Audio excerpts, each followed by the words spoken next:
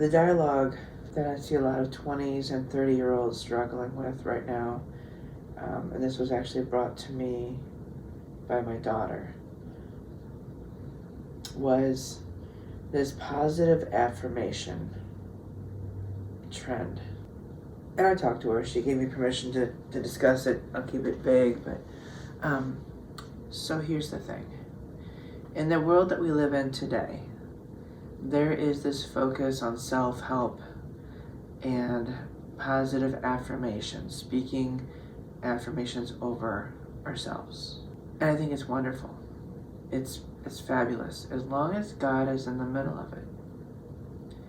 When we speak truth over ourselves, then we also want to make sure that the truth that we're speaking aligns with the character of the Lord, and that it's something that we can hold on to that brings us closer to the Father.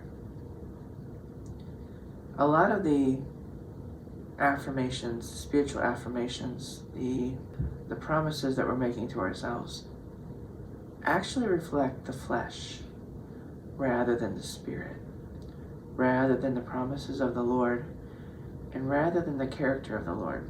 More than once, more than I can count, I have heard people, and even read on social media, people speaking wealth over themselves. In the scriptures, it says that, and I'll paraphrase for those who don't know the scriptures and who have a hard time with the scriptures, there's the eye of the needle, which is it's much more difficult for a rich man to get into heaven when you have money. It's not saying you shouldn't have money. You know, then there's another story in the Bible that the rich young man asks Jesus about getting into heaven and how to do it.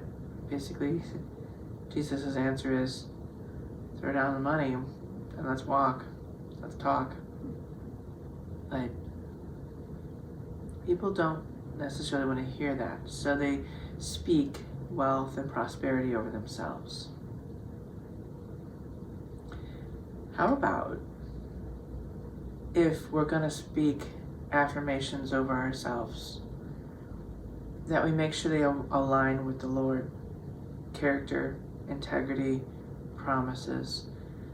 You know, a lot of people go to the, well, God promises provision, and God promises great things for me. Yeah, that's true, except God's provision is not the same as earthly desires of what provision might look like. And kingdom wealth is not the same as earthly wealth. I want kingdom. If you want to settle for earthly, by all means, have at it. But I do not want to reap my treasures on earth and forego my treasures in heaven. So when I speak over myself, it's not about money or monetary things.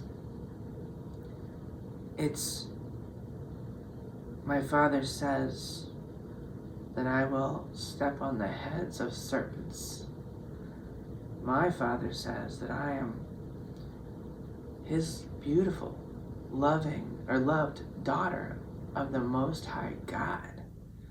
My Father says that He has His hand on me and that I'm protected.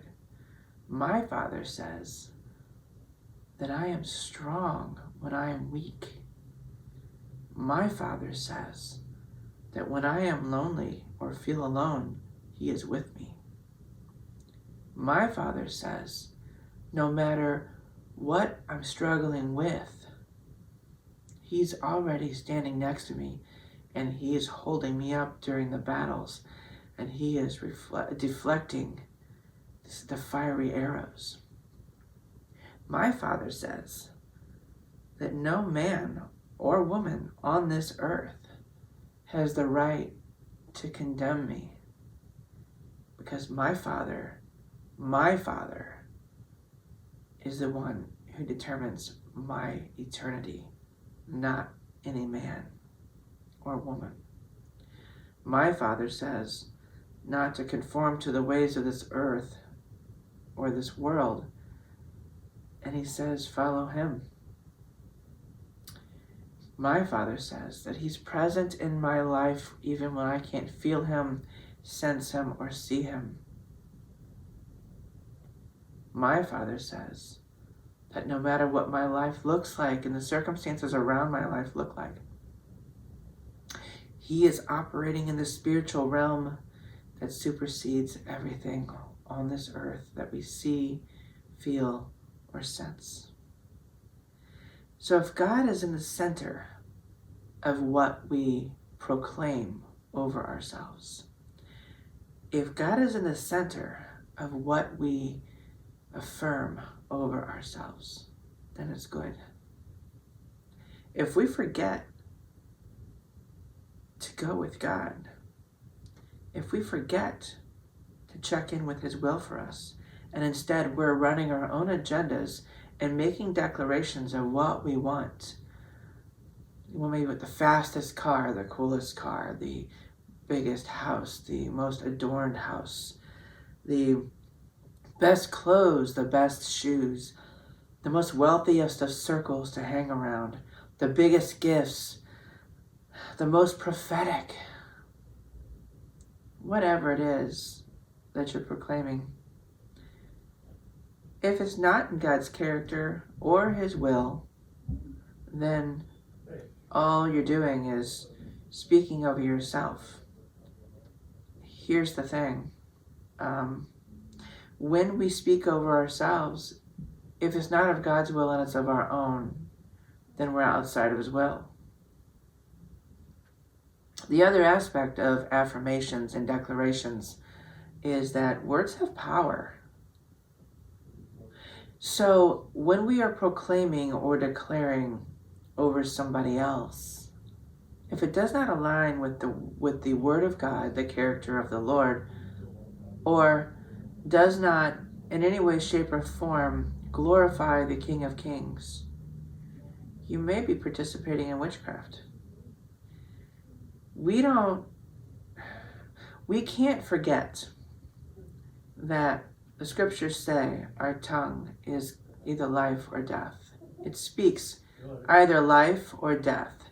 And it's in that we have to remember and recall that we have a responsibility over what we speak. So we can either speak truth of the Lord, or we can speak out of our own agendas. Either way, there's going to be an outcome. Either it will be fulfilled because it's God's will. We will be let down because it didn't come to fruition because it was our will. Or you might find yourself participating in witchcraft if you're speaking over somebody else and it's not God's will. You have to pay attention. We're easily deceived as human beings. If we keep going with the Father, he'll keep us on track. If we keep going to ourselves and looking in the mirror and making decisions based on what the reflection in the mirror decides that we want, we're going to fall. God's not in the mirror. He's inside of us. We're made in the image of God, but God's not worried about how much makeup you put on. He's not worried about how many selfies you take. When you look in the mirror, the only reflection of the Lord he wants you to see is the inner beauty that radiates from you, through you, from him. That's the reflection he wants you to see. Nothing else matters.